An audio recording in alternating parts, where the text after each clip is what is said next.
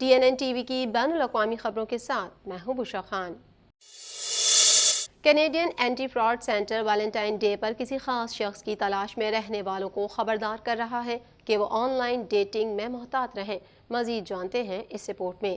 Canadian anti fraud centre Valentine day پر کسی خاص شخص کی تلاش میں رہنے والوں کو خبردار کر رہا ہے کہ وہ آن لائن ڈیٹنگ میں محتاط رہیں۔ CAFC حکام کا کہنا ہے کہ کچھ معاملات میں پروفائل تصویریں مختلف ممالک کے ماڈلز یا اداکاروں سے چوری کی جاتی ہیں تاکہ وہ اس شخص کے لیے زیادہ پرکشش ہو جائیں جس کی وہ اسکینڈل کرنے کی کوشش کر رہے ہیں۔ 2022 میں مختلف اسکیموں، گھوٹالوں اور سرمایہ کاری کی دھوکہ دہی میں کینیڈینوں کو مجموعی طور پر $530 ملین کا نقصان ہوا۔ کینیڈا میں سب سے زیادہ رپورٹ ہونے والا دوسرا نمبر رومانوی اسکینڈلز کا ہے جس میں 1056 کینیڈین متاثرین نے 2022 میں $59 ملین کا نقصان کیا۔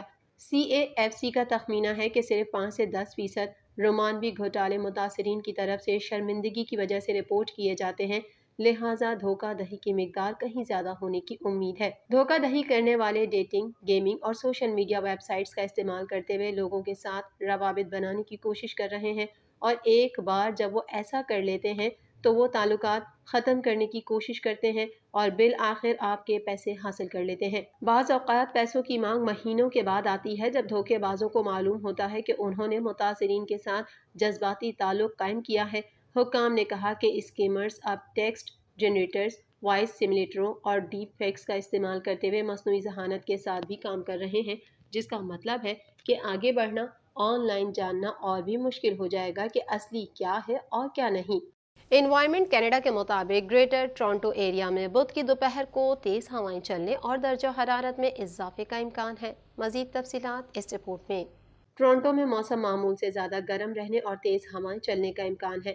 انوائرمنٹ کینیڈا کے مطابق گریٹر ٹورنٹو ایریا میں بدھ کی دوپہر کو تیز ہوائیں اور درجہ حرارت دیکھنے کی توقع ہے جو مارچ کے آخر یا اپریل کے شروع کی طرح محسوس ہوتی ہے۔ ٹورنٹو کے ساتھ ساتھ ہالٹن، پیل، ڈرہم اور یارک کے علاقوں کے لیے موسم کا ایک خاص بیان نافذ ہے جس میں بدھ کی سپہر سے تیز ہوا کے جھونکے شروع ہونے کی انتباہ شام تک جاری رہنے کی توقع ہے۔ انوائرمنٹ کینیڈا کا کہنا ہے کہ ہوائیں 80 کلومیٹر فی گھنٹہ تک پہنچ سکتی ہیں اور کمزور تنصیب کو نقصان پہنچا سکتی ہیں یا درختوں کی شاخیں ٹوٹ سکتی ہیں۔ انوائرمنٹ کینیڈا کی جانب سے شہریوں کو دوران ڈرائیونگ احتیاط کا مشورہ دیا گیا ہے۔ اس ہفتے GTA میں موسم بہار کی طرح محسوس ہونے لگا ہے کیونکہ ٹورنٹو نے ویلنٹائن ڈے کے موسم کا ریکارڈ توڑ دیا تھا جو اس سے پہلے 1984 میں قائم کیا گیا تھا۔ ماہرین موسمیات کے مطابق منگل کو ٹورنٹو پیرسن میں درجہ حرارت 9 ڈگری سینٹی گریڈ تک پہنچ گیا جو 39 سال قبل 14 فروری کو 8 سینٹی گریڈ کے پرانے ریکارڈ کو پیچھے چھوڑ گیا۔ بدھ کے روز درجہ حرارت اور بھی بلند ہو جائے گا جو کہ دوہرے ہندسوں تک پہنچ جائے گا جو تقریباً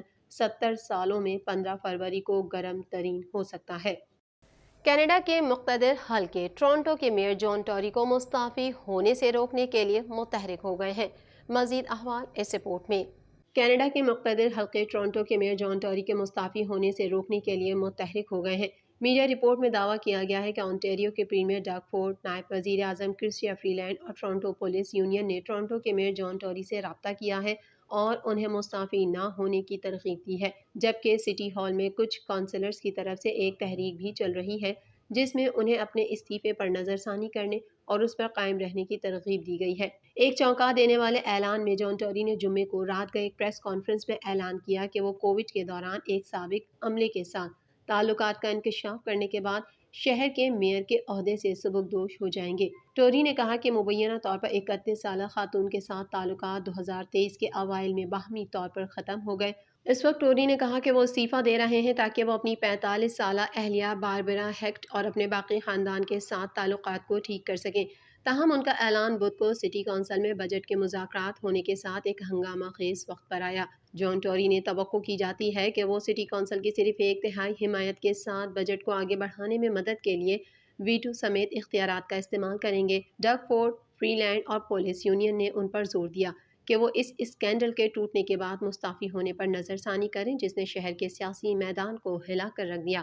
دریاسنا فارم ریسرچ کا کہنا ہے کہ وہ ایک خودکار سروے کر رہا ہے جس میں پوچھا گیا ہے کہ کیا ٹوری کو میئر کے طور پر دوسرا موقع دیا جانا چاہیے۔ 1042 رہائشیوں کے بے ترتیب رائے عامہ کے سروے نے اشارہ کیا کہ سروے کرنے والوں میں سے 45% یہ نہیں سوچتے کہ ٹوری کو استعفیٰ دینا چاہیے، جبکہ 43% کے خیال میں اسے چاہیے اور 11% نہیں جانتے۔ جان ٹوری اکتوبر میں میئر کے دفتر میں تیسری مدت کے لیے دوبارہ منتخب ہوئے، انہوں نے بھاری اکثریت حاصل کی۔ روس نے کہا ہے کہ امریکہ شام میں شدت پسند تنظیم داعش کو تربیت دے رہا ہے تاکہ وہ روس اور سابق سوویت یونین میں اہداف پر حملہ کر سکے۔ مزید تفصیلات اس رپورٹ میں۔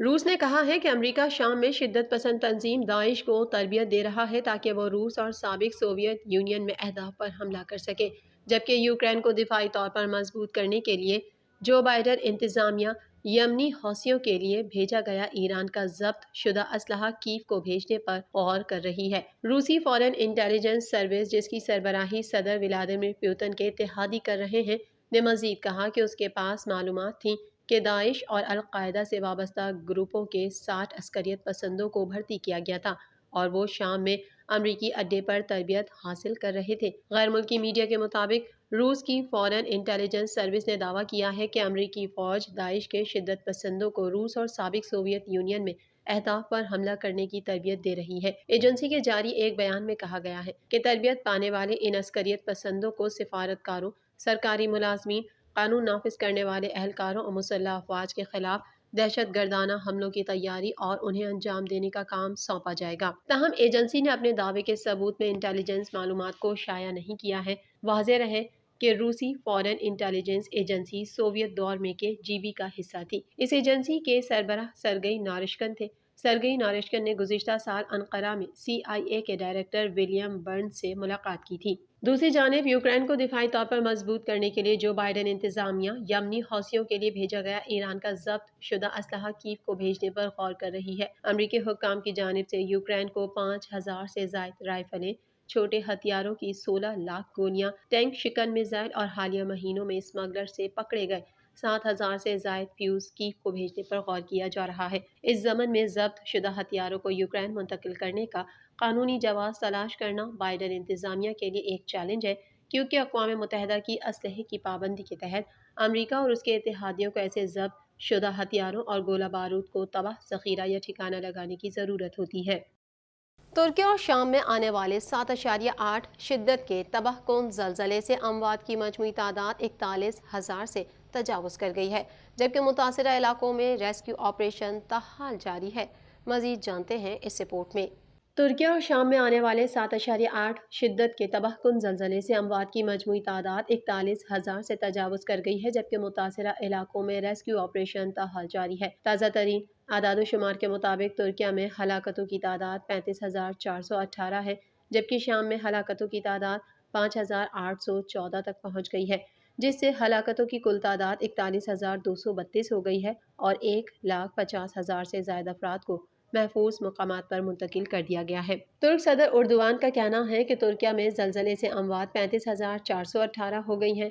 22 لاکھ سے زائد افراد ترکیہ کے زلزلہ متاثرہ علاقوں کو چھوڑ چکے ہیں۔ ملبے سے آخری شخص کو نکالنے تک امدادی سرگرمیاں جاری رکھیں گے۔ ترک شہر انطاکیہ میں 208 گھنٹوں بعد ملبے سے 65 سالہ شخص اور 15 سالہ لڑکی کو زندہ نکال لیا گیا۔ ترکیہ میں امدادی سرگرمیوں کے درمیان 90 دن ملبے سے 9 افراد کو زندہ نکالا گیا۔ دوسری طرف شام میں زلزلے سے اموات 5,800 سے زائد ہو گئی ہیں۔ ترکیہ اور شام میں 6 فروری کو 7.8 شدت کا زلزلہ آیا تھا۔ پاکستان کی جانب سے شام کے زلزلہ متاثرین کے لیے بھیجا گیا امدادی سامان، میڈیکل اور ریسکیو ٹیمیں دمشق پہنچ گئی ہیں۔ ترجمان NDMA کا کہنا تھا کہ PIA کی پرواز آج بھی 6.7 ٹن خیمے لے کر اسلام آباد سے ترکیہ روانہ کی گئی۔ پاکستان مشکل کی اس گھڑی میں ترکیہ اور شام کے عوام کے ساتھ کھڑا ہے۔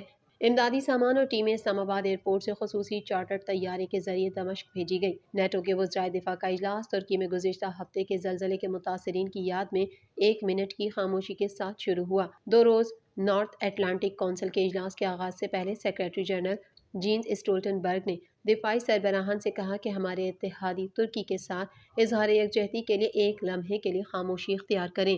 انہوں نے زلزلے کے تمام متاثرین سے دلی تعزیت کا اظہار بھی کیا اور ترکی کو نیٹو کی حمایت کا یقین دلایا۔ TNN TV کے نیوز بلیٹن میں فی الوقت اتنا ہی۔ مزید خبروں اور اپڈیٹس کے لیے دیکھتے رہیے TNN TV۔